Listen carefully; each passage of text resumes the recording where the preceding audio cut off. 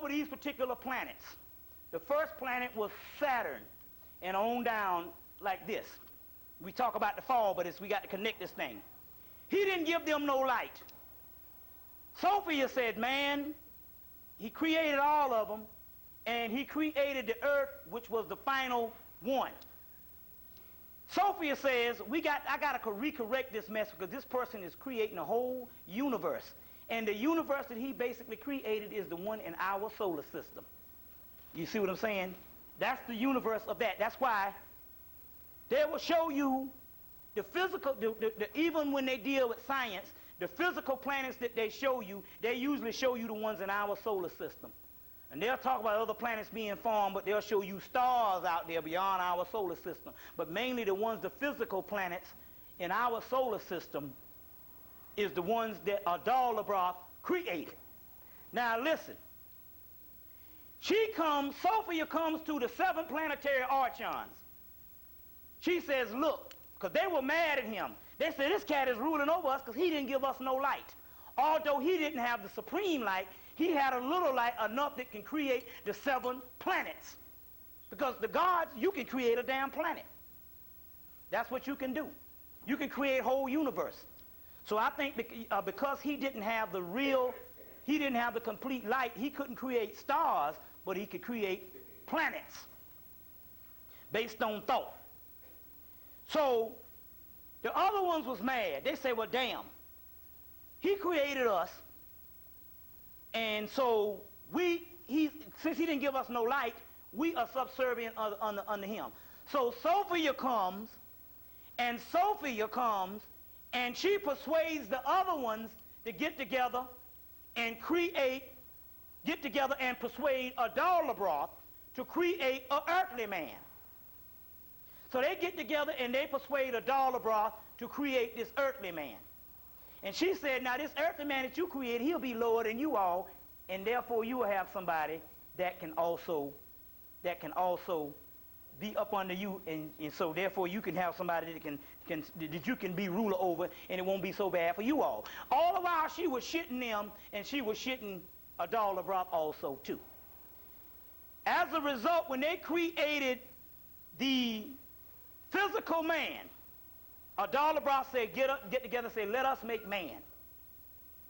Because they said, no, now basically they say he created the heavens and the earth. Hell, the heavens just mean anything out of the earth, so it just means the 7 planets. So they were talking about Adalabroth the whole time. So when she gets together, she said, he created this man. The man could not walk upright. It's not talking about the white man. This is the first creation of the physical body. So she gets together and she says, hey, why don't you breathe life into him? And when he breathed the light into him, Adalabroth did, he ended up giving the light that he had, the little bit that he did have, he breathed that into man, and she snooped behind him and gave man the complete original seed that the gods that was above Adalabroth, that was too arrogant to look up and say, I am the God and I shall have no God before me. She gave us the primal seed. And once Adalabroth saw what was going on, he got jealous and he got angry. He got angry. And as a result, he said he was going to destroy them. Seeing that he couldn't destroy all of them, what he did was he went and tried to seduce Eve and tried to get her light from her. But Eve, they say, went up into the tree and left a shadow behind. The shadow is called Darth. It's in this particular area, which is the black dot, which is Darth. She left a shadow behind. And when she left the shadow behind, he thought he was getting the doggone light and was always attacking the shadow. The shadow is called melanin. And the melanin attracts the original light. So Adalabroth said, if I see anybody with some light, I'm going to try to kill it. And so at this particular time, that the 7 planetary archons, because they had seen what was going on, they found out that the man on earth that was over them also too, they joined back up with Adalabroth. And as a result, they say, hey, we're going to try to kill everything down there. that we see light. So she put the shadow or the veil over in the man and the woman to hide the light. And when she hid the light, after she hid the light, what happened was he couldn't see the light and he was killing the physical body, but basically they went on and started becoming gods. So they built Atlantis and Lemuria.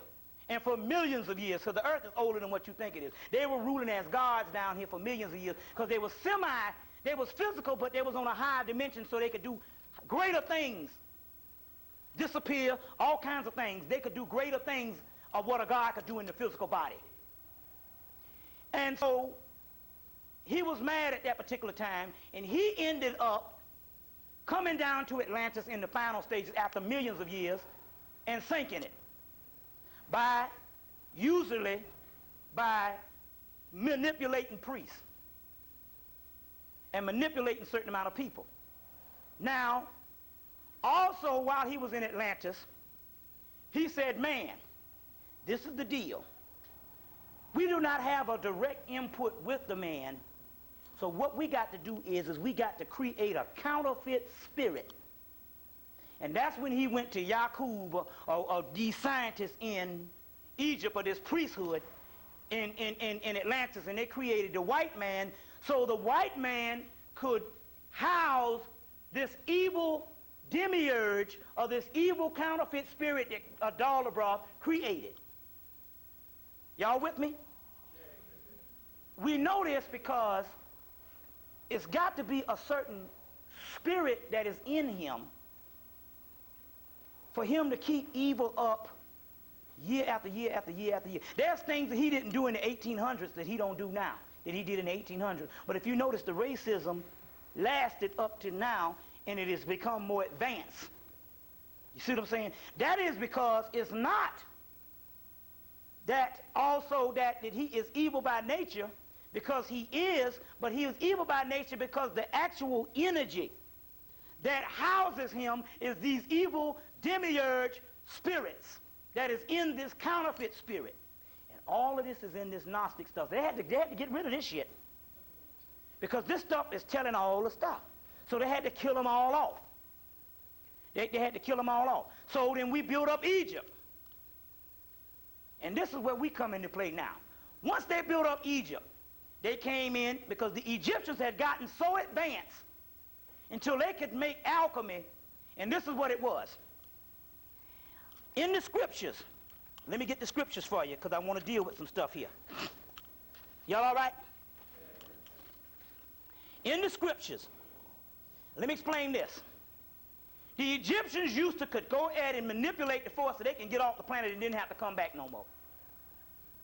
And what they would do is they could mummify a body, and long as they say that your body can't ascend, not until it's totally decomposed. So you'll be in a catatonic state, you'll be in another dimension, but you'll still be tied to that body until it really decomposed. That's why the people in India would burn the body so the body could reincarnate and come back fast.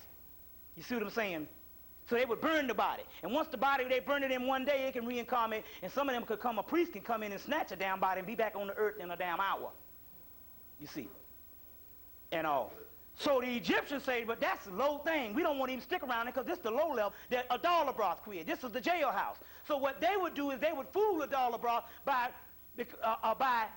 what they would do is they would embalm the body.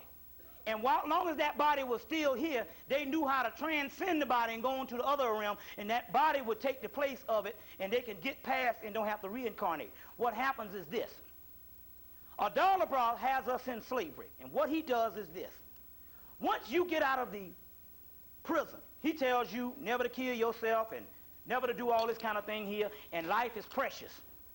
He tells you that because that's the jailhouse. And because we born in the jailhouse, we just think that this is precious. Eating. When you really look at it, it's really some savage stuff. You're walking around with a tub of shit in you. You know what I'm saying? This is real shit, you know. I don't give a damn how skin you are. You got some shit in you right now. Otherwise, you would never have to shit. They say that the Kabbalah say that the physical body is the most foul thing. You got to eat, and you're basically on an animal level, but what separates you from the animal is you have a spiritual potential in you. You see what I'm saying? So what Adalabra started doing was coming closer and closer to the earth and putting his grip on the earth till the vibratory rates slowed down. And so the last serious heaven on earth was Egypt. Then he slowed down the vibratory rate, and that fell. Now, this is what he did. We are in, the Gnostic schools is all around the Mediterranean. He did one thing that would be the last thing, in his last major punch that he did. You see, the whole thing about the Romans taking these scripts and writing the first 4 gospels, which is basically a moral doctrine. And anything moral keeps you from going into the spiritual realm. So what moral means is he creates this fear. So anytime we start talking about chakras, kundalini and stuff, you go, that's some devil shit. You see, it's going on to this day. People think this is satanic worship. You understand what I'm saying?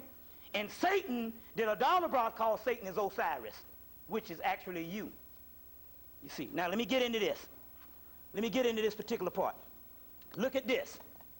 He pulled one punch around the same time that they was transforming these scriptures. He says that he created this false Messiah.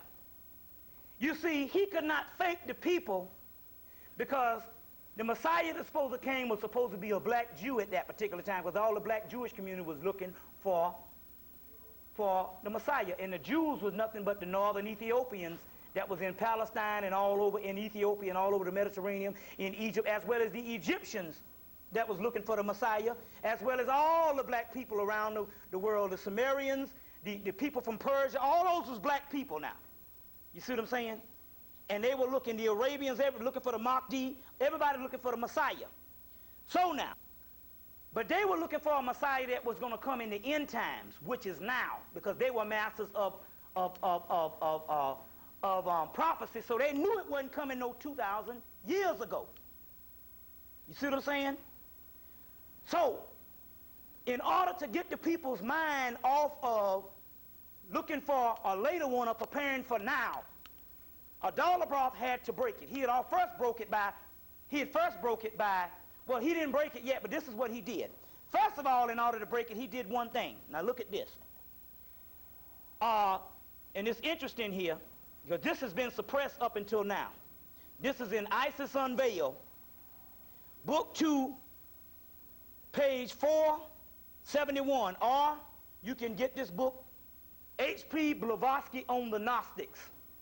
Madame Blavatsky first claimed that the Gnostics was the precursors of occult movement, and it says, in the program to divide scriptures, learning that the esoteric and esoteric truths of religion, the Gnostics were obviously in opposition to so-called Christianity. And it says, now, and what it means is this here, that they were the precursors to all that, which means that they were, a precursor means it was the real shit, and these people killed them off and took a fake thing. You with me? Now, this is what they did. The false Messiah shall say, I am Deus, son of Deus, my father sent me here. Now, this is what Blavatsky says. Hence, the belief of some Gnostics. See, this is why they had to kill the Gnostic people off. The Gnostics knew what happened. The Gnostics said that Hibel Awaza, the archangel Gabriel, who was sent to overshadow Mary, was not the archangel Gabriel, but Adalabroth, who came in the form of a material body of Jesus, the Christos himself, which is at the modern moment of the baptism of Jordan. What she's saying here is this. She's saying that they had a physical person that walked the earth to make the scriptures historical, telling people that he was the Messiah, and that was none other than Adalabroth came down here and came in and materialized a physical body and walked the earth as a physical man, saying he was the Jesus. And meanwhile, the Romans historicalized all the stuff, and they threw off all of the stuff of a Jesus of a Jesus now. Because any fool knows that you read any ancient scripts, what is the doggone purpose for a doggone Christ to come that's supposed to redeem the people since the beginning of Atlantis, that was supposed to come to earth and then get killed? That don't make no damn sense. And lead the people down here to suffer for another 2,000 years. You see what I'm saying? So obviously, that person couldn't have walked the earth that was saying that he was the Christ or whatever kind of thing. It was a dollar broth. You see. Now, they said that, but a dollar broth was the false Messiah and the destroyer of all ancient religions or all ancient mystery schools. So what you got here is, they came in and they wrote a book for this particular person out of the same scriptures. That's why you can go and get the same scriptures. The Greeks talked about a God, Jesus, that was supposed to come in the ancient time, which is in all of us. The Egyptians talked to God, Heru, which is a modified word, which is an earlier word of Jesus. And all around the world, it was talking about one that was supposed to come then. But what this Adalabroth did, he came in and made a physical person to come in and get these people all stirred up in the Holy Land, and then after he so-called died, because he had to die, then they came in because they had to make a martyr, just like the Tupac thing. Anytime you die, they make a martyr. Then he came, then the stage was set for them to come in and take ancient scriptures of the sayings of Jesus, because see, we would know that this wouldn't be fake, but see, the thing about it is the first 4 books that they talk about, that's the sayings of Jesus. The problem is we know it's a lie now, because in 1945, they dug up the original scriptures in 1945. It's just that the damn governments around the world made sure that most people didn't know, and they didn't even translate the first books until 1977. They translated part of it. They translated a great deal of it in in the late 1950s, and the guy Hans Jonas' book came out, The Gnostic Religion. The other ones, as far as the complete scriptures, wasn't translated until 1977. So we have no way of knowing that this particular God is fake. You see what I'm saying? Now, let me go into some things here and try to understand some stuff. So Rome basically took all these ancient texts and historicalized them and made them history. They got it because they was copying a part of the Jews that went bad, taking Egyptian texts and making them historical. You see what I'm saying? Making them historical. A lot of that stuff in the Bible and even in the Torah did not happen. It was metaphysical, and a lot of it, if it was supposed to happen on the earth, it's supposed to happen now. You see what I'm saying? Y'all getting me here? This is very important stuff here, because you got to understand some stuff, because I'm explaining something to you. Let me explain something to you about Adalabroth. Yeah, you can cut the light on. Let me explain something to you about Adalabroth. Y'all all right? Because you got to get this. Because what he did was, let me get a glossary here. So now what they do now, they put out the books now, but they parallel it with them. They parallel them with Christian things and saying that they went hand in hand, and one was an extension of the other. That's a lie. That's a lie. Let me explain. Adalabroth is the origins of the name is uncertain. One of the most common names of Gnostic mythology, Adalabroth is a god who rules the material world. Who rules the material world. So, Adalabroth not only was ruling the material world, but how he kept throwing us off. He said, well, listen, in order for me to get these particular gods to keep them going within, I have to create passions. So he created what you call beauty. And in beauty, all the creation of jewelry, all the creation of things, material things that keep you from going. You see, before then, we used to understand that we were gods, and we were just like any other thing on the earth. We could sustain ourselves and go to the highest level of spirituality because we understood that we were gods, or the knowledge of self. So what he did to throw us off, they created all kinds of material things. And so that's why you didn't see as much material things in the ancient world. They didn't need those things because they were on a higher vibration. Now what he did was, after the Adalabras last thing was, is when he got the Romans and start killing people, Adalabras knew hell. He said, I got these white people who would control the earth now, because the black people used to control the earth, but they were spiritual beings. But the white people who can control the earth now, I can directly send my evil archons. So each one of these 7 planetary archons, they created other spirits, counterfeit spirits. And those are the ones that's inside of this particular beast. So as a result of them being in this particular beast, they can control the world. And basically, what does he do? The white man controls the world by making the material beautiful. He's 100% materialistic. So as a result, for the last 1,000 years, well, we can't say 1,000 years because Greece and Rome was built by black people and it was all spiritual purposes. But let's say from damn Europe on up, so we'll basically say that his height of his beauty, we could say the last 700-800 years. And this is the magnitude of it, America, which is the home of commercialism.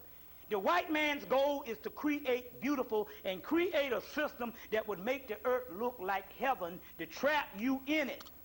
That's why now we can't think of but one thing, getting more riches. You see what I'm saying? I don't cut this off right. Getting more riches. So I don't tell you to not make no money. I just tell you to make money to pay rent, pay lights, pay water, and keep some gas or whatever for transportation so you can get to the job, to pay rent, to pay light or water. But any other shit, you see what I'm saying? You see? So when I beg for money to pay my rent and stuff, you see what I'm saying? Which I don't think I'm going to make it. But anyway, what I'm saying is, we talk about the bare necessities. So he created beauty and passions to control people. You understand what I'm saying? But he's arrogant. He's so arrogant until and so now, when he created the white man, in actuality, the white man, you say, well, how does this God function? You just look at the white man and see how the white man functions, and you can understand how this God functions. He's a jealous God. He's a vengeful and a wrath and brimstone, a killer God. You understand what I'm saying? And everything that functions, that holds this society. So when the white man writes on his dollar bill, "In God we trust," he's talking about his God. He actually has a real God. Now, this is this. Now, we got to stop for a minute because I want you to think about what I'm saying here. This God came in and this God created.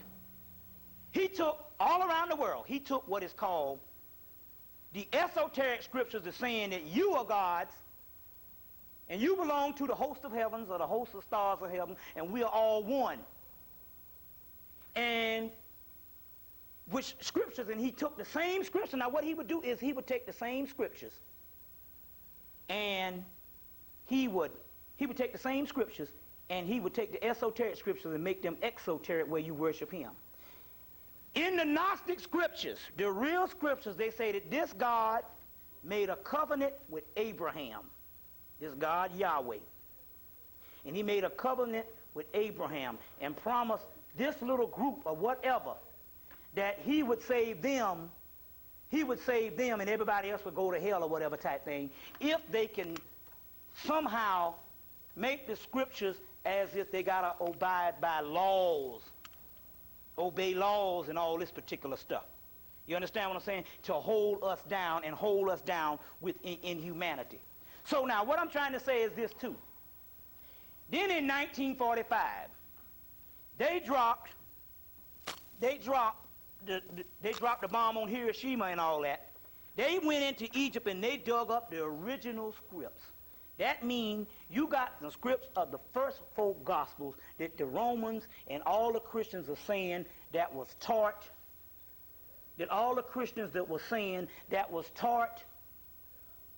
when Jesus walked the earth 2,000 years ago. You see what I'm saying? When Jesus walked the earth 2,000 years ago.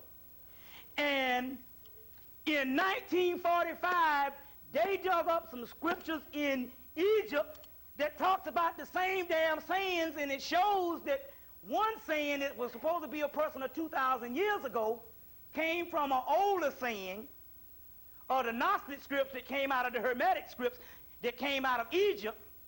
You understand what I'm saying? And the other one was all fake, and they suppressed the damn thing up until 1977. Now, in this book, The Secret Books of the Egyptian Gnostics by Jean Duress, is a real good one.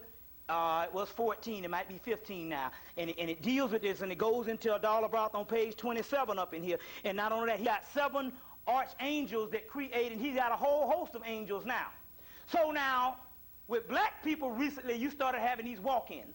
Now this is the most interesting thing, because I went to Philadelphia 2 weeks ago, or about a month ago, and everywhere I go, if the brother's in the consciousness, they walk into the sister and she starts going crazy. And if the sister's in consciousness, they walk into the brother and he start going crazy. They always start opposing which one, if you and your mate didn't meet and is into this thing at the same time. It's very rare that you get two people that's in a household that's in the same thing, although you do have a lot of them. But mainly what you will have is, recently, since 1990 on up, because this knowledge has started coming, you started having these walk-ins. And it's funny, when I went there, the people were so concerned because they was going crazy. And a lot of the things is this. This Adalabroth, who is a jealous God, sits over religiosity. And he is the person that sits over these churches. So now when you go in and start dancing and singing and doing all this kind of stuff here, you open up that, and his evil demiurge is the one that's possessing them, because God damn it, if you ever see some holy sanctified people or anybody in the church, you talking about irrationale. You understand what I'm saying? And I know this is for a fact. Now, I love it and all this. See, the reason why I know this, I'm doing a case study. I got an aunt, ultimate intellectual, would bear witness to all of this and everything a few years ago. A few years ago, when I came home, I remember when Farrakhan first started back. Remember when he first started up in there? I came home pumping that stuff. They was into it. Oh, man, look at this. And I told them, this was before the book, because the book was out of print for a while. Destruction of Black Civilization was out of print in the early 80s, and it came back out in the late 80s. We was trying to get that book, and said, God, she said, I'm going to the Library of Congress and try to Xerox a copy. That's how much she do the stuff. In 92 or 93, she came and went and somehow got in the church, and all of a sudden, this person is a whole nother person. Irrational, don't want to hear nothing, scared, get quiet, just crazy. You see what I'm saying? Just crazy. You see what I'm saying? And this is what they talk about, like you said, the Ruth Montgomery thing, talking about strangers among us. There is an energy. And that energy, different energy, is controlled by certain people. This particular God is over Christianity. Well, hell, you know it's got to be a God of confusion. Hell, they got damn 12,000 different cults or sects in one so-called order, one so-called religion alone. God, you know what I'm saying? So now the deal is, and you can tell that he's mostly in Christianity, because they say that everybody else's religion is messed up. You see what I'm saying? So now the key is this. Adalabroth, and it's interesting because when they dug up these scriptures and they translate them, they found out that Adalabroth was the God that created the world. So when we talk about creation of this world, based on the Gnostic scripts, this world was created by an evil demon who is the devil. So your Genesis starts off with God creating this world and creating Adam and Eve. You see what I'm saying? The key is this particular God that sets over these particular religions. In 1945, when they dug up, I got some right here. You can take them back. When they dug up the Gnostic scripts, the white boy not only found the original teachings on where The original teachings go back to Egypt. We know it is all over the world. But the ones that was copied of the first 4 Gospels, he found the original ones, and they was dialectically opposite of everything the first 4 Gospels say. Now, I'm going to get ready to get into the stuff in a few minutes. I'm going to show you what the scriptures say. So, not only did he learn that we found the original Gospels in 1945, we just not learning about this shit.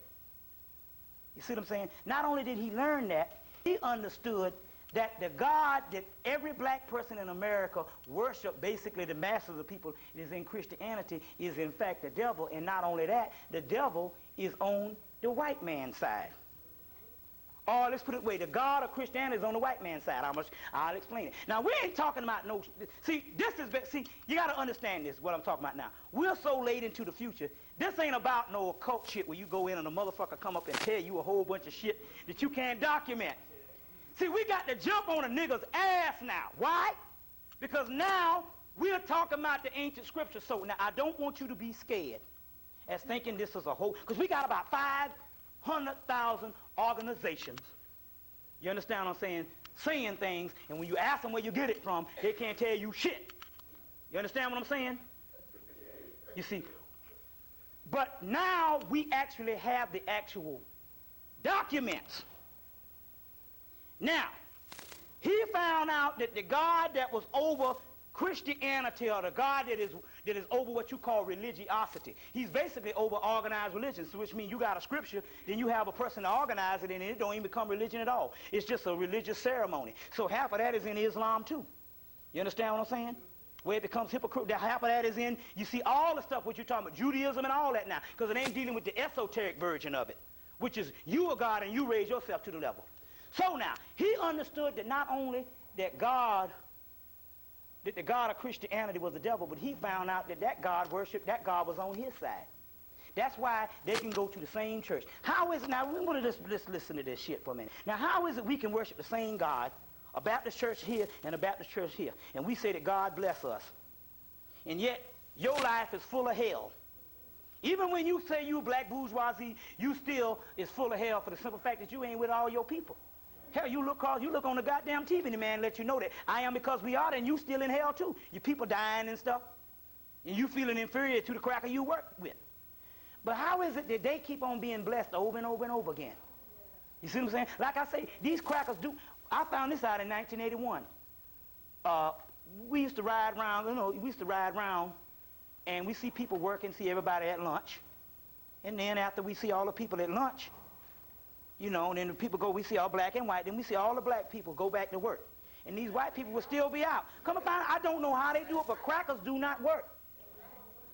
You got a few that work that don't know the game, but the majority of them, they do not work, and they keep money, and they fly, and they got all this wealth. And I can't, you see what I'm saying? So what I'm trying to say is that how is it this wealth can keep on, and not only that, there is no end to our suffering. You understand what I'm saying? That means that the God that you worshiping can't bless you, because the only person can bless you is you, for the simple fact that you have the energy of the Most High, the original God that's in you. And so when you worship and pray, you give the energy to this particular Adala broth in the Gnostic script, and you keep this mug afloat. You see what I'm saying? You keep this mug afloat. Now let's get with some scriptures here to show you. Let's go in and walk into some of this stuff and show you some stuff. So now Jung purchased some of these scriptures in the 1940s. Jung Jung is a great psychologist. Jung got a half of his stuff on the archetypes of the collective unconsciousness and all this stuff. He got the stuff from studying the Gnostic scripts. And this is what Jung says. Listen, y'all bear with me. The belief as Gnosticism is definable in various ways. Defined most narrowly, it is ancient Christian heresy. Which means heresy means a heretic is a person that is against the order of stuff. So the Christians to call them heretics and kill them off, which means that they had the real stuff and the Christians stole their stuff, and in order to keep the people from knowing the real knowledge, they had to kill them all off. And they went all up and down the Mediterranean and killed them off. It arose out of Christianity in the 2nd century and eventually died out. Well, he was wrong on that. But he redeems himself. He says, Defined more broadly, Gnosticism remains an entirely ancient phenomenon, but more than a Christian one. So he's saying in actuality it's an entirely ancient phenomenon than a Christian one of the 2nd century. It is also both pre-Christian and non-Christian. You see what I'm saying? Non-Christian. Perhaps the whole ancient world encompasses Christianity rather than is encompassed by it. The Nag Hammadi discovery has established that Gnosticism at the latest is non-Christian, whether or not pre-Christian phenomenon. It's non-Christian. Now, the key is here it is, you got a whole doctrine that is copied, that a man lied and said that they wrote, some damn disciples wrote after Jesus died and left. Well, in actuality, we now know that Josephus, who is the only historical account of Jesus, was actually a Roman and worked for the Roman government. Now, the Jews say that he was a traitor. But whether he was a traitor or what, the accounts that they got him to write the histories, where he accounts for a historical one, was a Roman scholar. So he wasn't nothing but a plagiarizer of religious artifacts and a liar that this person walked the earth 2,000 years ago. You see what I'm saying? That he walked the earth 2,000 years ago. You see? And so, so they're saying that it is non-Christian. Now, let's deal with some stuff here. It's funny that Pope John Paul just came out last week and said that there's a rise and a real surgence of the Christian heretics called Gnosticism, which he's speaking against it, telling the people you don't need to deal with these because these are heretics of Satan, of Gnosticism. You see what I'm saying? The Pope John Paul said this. Last week he said this particular part. Now look at this. Now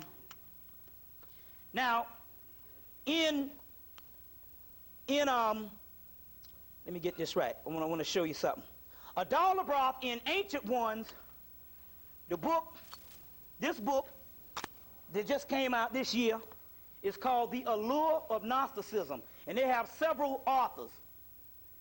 The guy who's editing the book is called Robert A. Siegel, and in here they got a whole chapter on Adalabroth, and Adalabroth now, in the ancient time, is mostly controlled. And he's mostly let's put it this way, the most manifestation of Adalabroth only now is the ego, which is keeping you to the lower physical level, as well as they say in this book, organized religion. Organized religion, you see, as this particular Adalabroth, known as Set Typhon in Egypt, Ogu in Dogon, and different things. You see what I'm saying? It's organized religion. And it's funny because the Dogon mythology parallels this one perfectly almost, which I'll go into next week when we do the Dogon and some other things and all. Now, so it's also organized religion, and also it is also what you would particularly call the ego. And so this is what we're dealing with here. So, as a result, the Gnostics say that we are what you would call nihilism. We are nihilists. So I used to think that was negative at first. A nihilist is a person that says, fuck the earth, let's destroy this shit. Well, at first I was thinking that was on the concept of the white man destroying the earth. But I understood that the Gnostics was nihilists, and this was another concept. The Gnostics said, while you are on the earth, you should reject. Now we're talking about a duality here. They say you should reject what the earth gives you in all forms and try to cultivate spirituality. Meanwhile, they also talk about it's a double-edged sword because you got to survive while you in the game. So we're not talking about going out with, like I always say, getting some sandals and a stick and a long robe and just walking around saying, I just deny myself of anything. We're not talking about that. We're talking about mental concepts now. See, this is more advanced now. It's more of a way, because even when you do that, you still on the physical. You just walking around looking like Moses and shit, eating out of trash cans and shit. So we're talking about more of a mental, you understand, and a psychological spiritual manifestation. Whereas that you know that basically everything ain't about nothing. And it frees you up. I always talk about this. That's what the nihilism, what they're talking about here. As well as the apocalypse is not only a goal, it's our damn destiny. Because we understand that the apocalypse for us is the transformation to out of the prison that is created on this physical earth to keep us in bondage. You understand where I'm coming from here? To keep us in bondage. Now, to keep us in bondage. Now, let's deal with some Gnostic scripts. And let's deal with some Gnostic scripts. Now, like I said, one of the best ones you want to get is Bentley Layton's book. This one is the one that came out again in 94. They just translated it out from French, I think, in 94. So this is the one that you want to get. It's $22 and well worth every bit of it.